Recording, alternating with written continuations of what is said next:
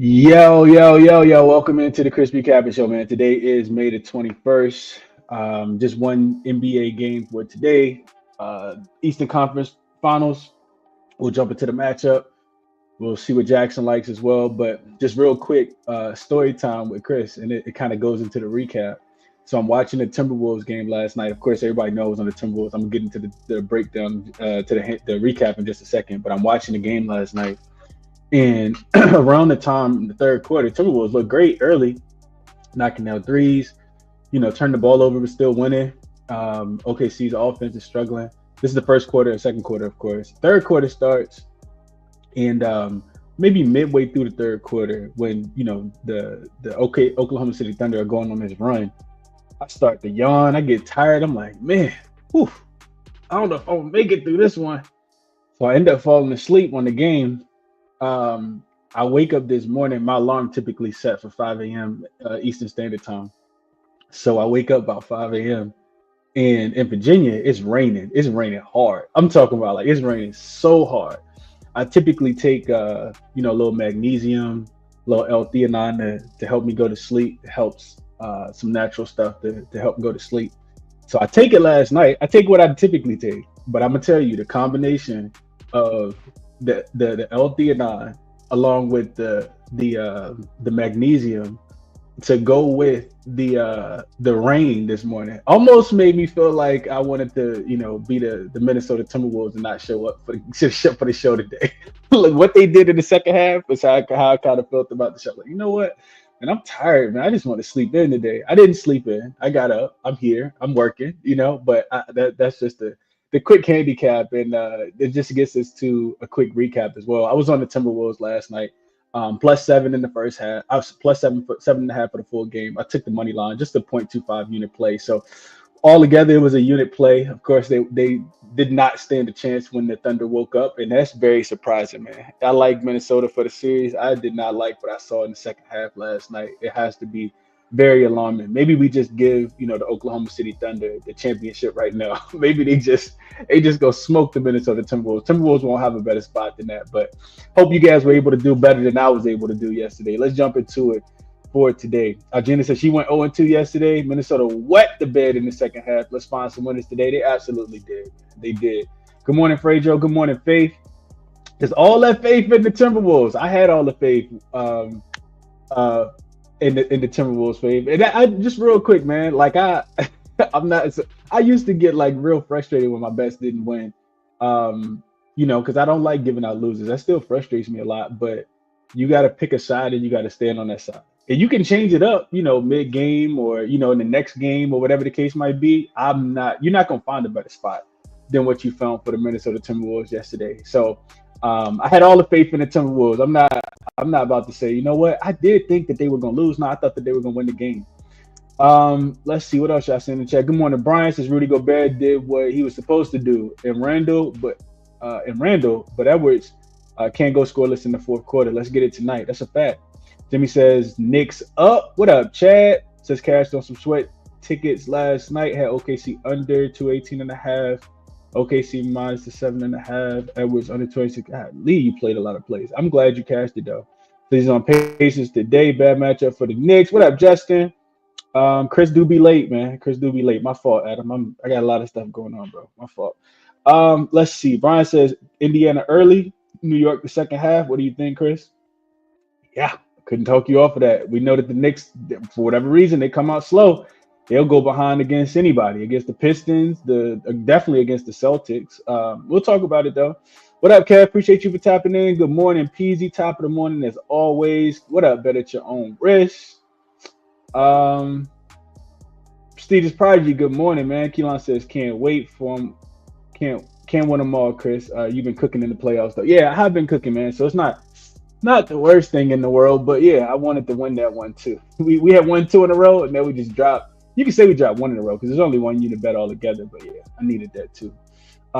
We'll talk about the WNBA on the WNBA stream. What up, Justin? Says I was on the wrong side of everything yesterday. It'd be like that, man. That's why you get to, dust yourself off and get back up again. Naz Reid was absolutely horrible last night. Boy, might as well stayed in Minnesota and just showed up today for the second game. But It is what it is, man. Good morning, Tariq. Appreciate you for tapping in. Um, um, I was so confident about him, Blaze, but that's how you got to be. You got to stand 10 toes down or whatever it is you believe in, my brother. And if I like the Timberwolves in game two, I'm gonna do the same thing, my brother. Because at the end of the day, we just gambling. We just gambling, man. Um, Nobody has any idea. You just got to figure out what you like, and if you like the Wolves, you wool with them. That's the side I wanted to be on yesterday, and that's the side I was on. Anyway, jumping into today. All right, so prompt for jaXon. jaXon went 1-1 yesterday. Jay Will over 5.5 assists was a loser. He finished with 5. Anthony Edwards under 38.5 points, rebounds, and assists was an easy winner yesterday with him being scoreless in the fourth quarter. Today's prompt is I wanted to know what jaXon thought about player props. And I got an ugly one, so I won't even go too much into that. But jaXon likes Josh Hart to hit a 3. The odds are -220, so I wouldn't bet that. The other player prop is Aaron Nesmith over 13.5 points and assists, which I think is a good look. Says Aaron Nesmith has been excellent. He's in excellent form, hitting the over in 80% of his last 5 and 10 games, with averages of 16 and 16.2 respectively. His season average of 13.76. And while his performance against the Knicks this season has been limited, his recent surge in production makes him a strong play. The Pacers will likely lean on Nesmith for offense contributions, especially in high stakes playoff matchups. So jaXon likes Aaron Nesmith over 13.5 points and assists. So since jaXon only got one player prop, that seems playable in my opinion, unless you want to lay the -220 with Josh Hart to hit a 3, which I don't. Let's go to the total. So thoughts on the total between the Pacers and the Knicks. jaXon says that the Pacers high-scoring playoff trend. So the Pacers have been involved in high-scoring games throughout the playoffs. 6 of their 7 games surpassing 230 points. Their fast-paced style, third in playoff pace, and elite offensive efficiency, leading the postseason in true shooting percentage, make them a strong contributor to higher scoring totals. The Knicks' offensive success against the Pacers. The Knicks have scored at least 120 points in all 3 regular season matchups against the Pacers. Indiana's defense has struggled to contain New York's balanced attack, particularly Karl-Anthony Towns and Jalen Brunson leading the charge. Defensive vulnerability is the Pacers' rebounding issues. No player averaging more than 7.5 rebounds per game in the playoffs have allowed opponents to capitalize on second chance points. The Knicks rank second in opponent second chance points per game, which further boosts scoring opportunities. Key factors supporting the under. So Knicks slow pace. Knicks are one of the slower paced teams in the playoffs, 95 possessions per game, which could limit the number of scoring opportunities. Their defense focus under Tom Thibodeau has also led to 7 of their 12 playoff games hitting the under. Playoff familiarity. These teams faced off in a 7-game series last season, and familiarity often leads to tighter defensive adjustments. Players become more adept to guarding their matchup, which can reduce scoring efficiency. Line movement. The total opened at 222 and has since risen to 224.5 on some books. The movement suggests sharp action on the over early, but the current number may now reflect value on the under, especially given the Knicks' ability to dictate a slower tempo at home. So recommendation, jaXon leans over 223.5 at DraftKings. Says the Pacers fast pace and offensive efficiency combined with the Knicks' success scoring against Indiana point towards a high-scoring game. While the Knicks' slower pace and defensive focus are valid concerns, the Pacers' style of play should dictate the tempo, especially in Game 1. The over has value at 223.5 as the line could continue to rise. So jaXon likes over. jaXon likes what's the kid name? I can't think of his name. Aaron Nesmith over his 13.5 points and assists. And I couldn't talk anybody off of that. I like that a lot as well. Let's jump into my thoughts on the game. So the line did open 4.5. 4s were available as well. It's since then moved to 4.5. And it's kind of sitting there. The total, like jaXon said, has come up. And I would agree with the movement coming up. 222, 222.5, what it opened at, up to 224 on most books, but you can still get a 223.5 if you are interested on the total. That's what I do like. I'm gonna be honest with you guys. I do like that. I think the way I look at the matchup, and I want to talk about the head-to-head first between these two teams. They did play 3 times, and then we'll talk about playoff numbers and all the things that we've saw so far, and I'll tell you guys my thought process on the game. But starting with the season, like when these two teams played, Knicks did win 2 of the 3 games. They covered 2 of the 3 spreads as well. So 2-1 straight up, 2-1 against the number. I vividly remember the first time that they played. The first time they played, the Knicks were coming off, I think it might have been game 2 of the season. Remember, if we go back to the very beginning of the season, Knicks got smoked, got the boots knocked off by the Boston Celtics. So I'm not sure if it was that game, the very first game, or it was like 2 games after that, but they came home and absolutely mollywopped the Pacers. Now, of course, that was, a while ago.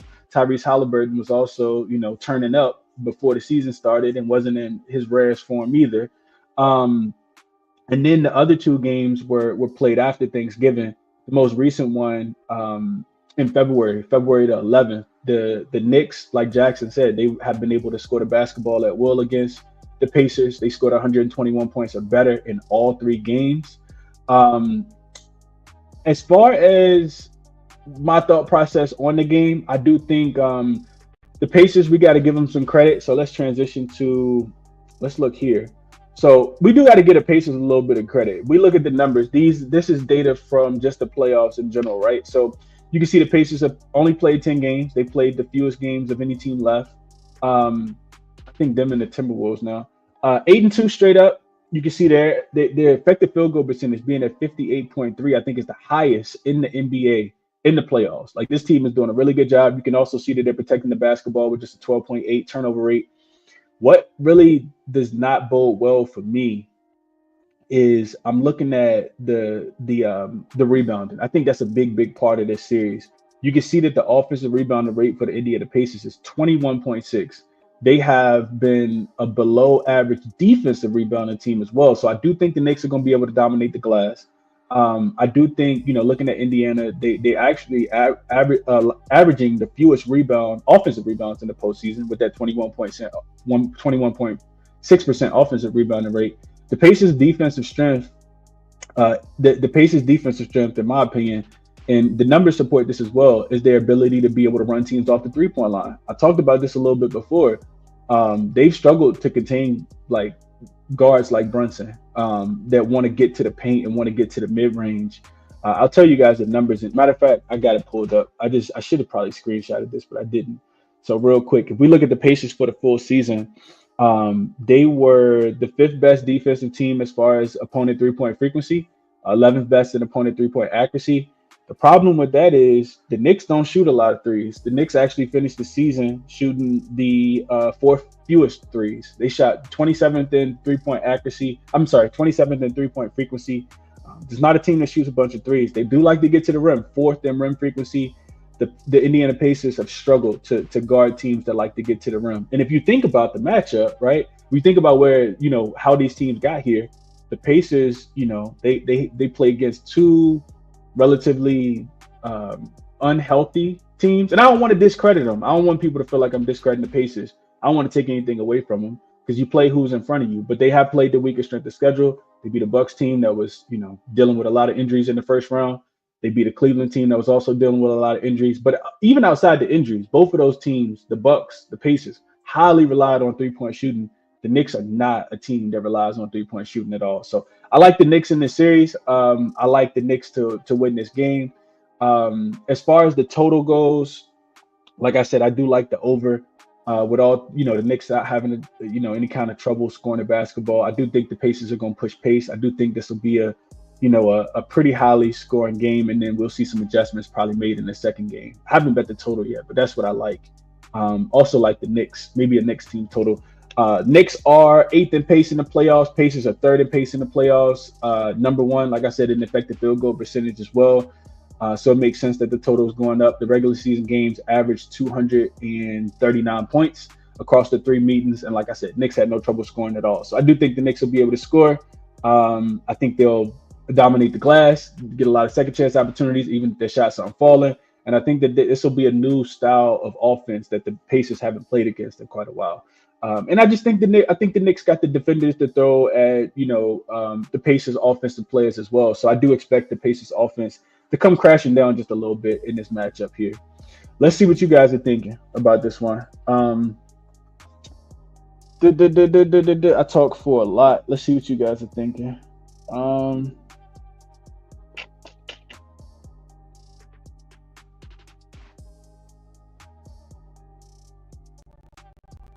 Damien says, "Which side are you on today?"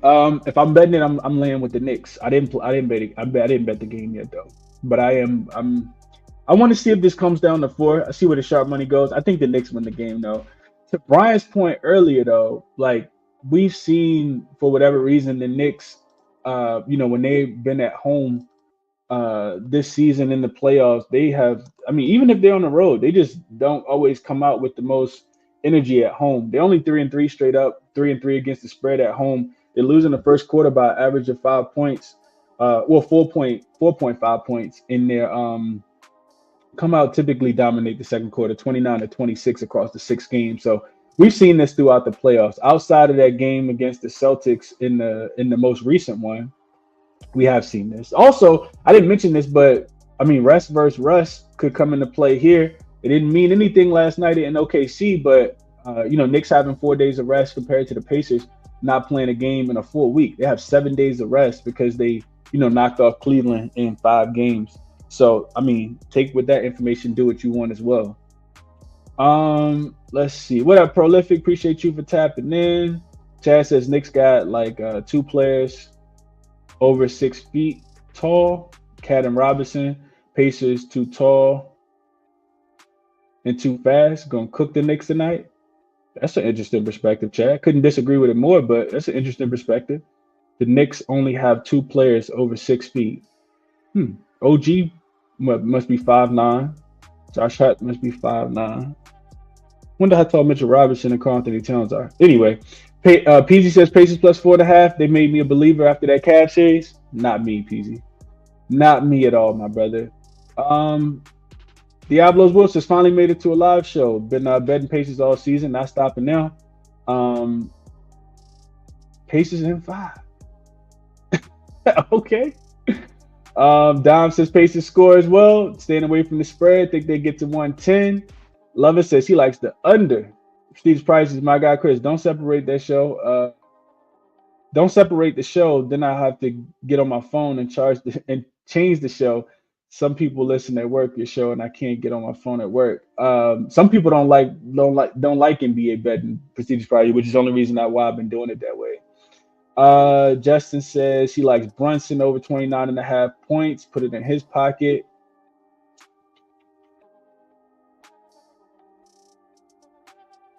Appreciate you, Bobby. Appreciate this comment. Dom says Miles Turner 3s over 1.5 might be a look as well. I think the Pacers will keep Cat in the pick and roll actions a lot. I think that they absolutely will. I think it goes over. I think we'll see adjustments afterwards. Bet Your Own Risk has also took the first half over 109. Pacers are 7-3 last 10, while the Knicks are 5-5 in their last 10 against each other. 4-3 at the Garden to the over. Okay. Leaning the 4.5 radio series with the Knicks, leaning under 223. Both teams play in the paint and anticipate some bricks from the arc.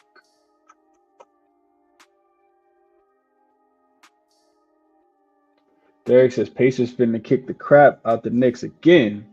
Okay. Pacers love. I expected some Pacers love though. I get it. I do get it.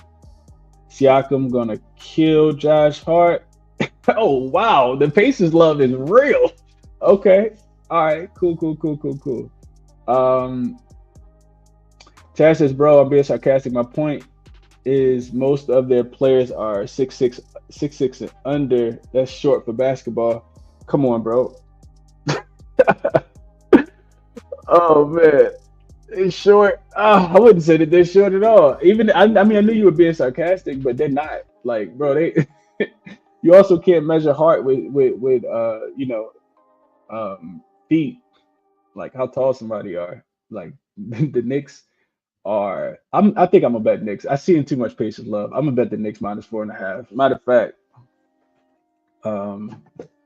yeah, let's just do that, man. I'll be on I want to go opposite today. I'll be on the Knicks. One favorite, one dog. OKC covered last night. Yeah, give me the Pacers. I mean, give me the Knicks.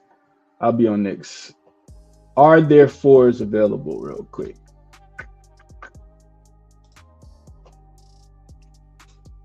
There are not fours available. 4.5 minus 105 on Bet 365 and Caesars. Let's just see if those are still active. Sometimes these live eye screens be lying to me. I'll be on the Knickerbockers. Yes, 4.5 is available on Bet 365. That's why I'll play that. I'll play the 4.5 with the Knicks. Best of luck. Best of luck on whatever it is that you guys are betting. As far as player props, let's go over the Outlier really quickly. Then I got to jump into the WNBA show. As far as player props, let's see. As far as player props go, the one that stood out to me was, of course, Jalen Brunson. Like, I think about Brunson, his points prop is not going to be at a discounted price, of course. 28.5 is a little bit too low. So I immediately thought, well, let's pivot to his assists. But his assists also, last round, it was sitting at 6.5. This game, they got it up to 7.5. So that also kind of scares me a little bit. Not that he can't get 8 assists.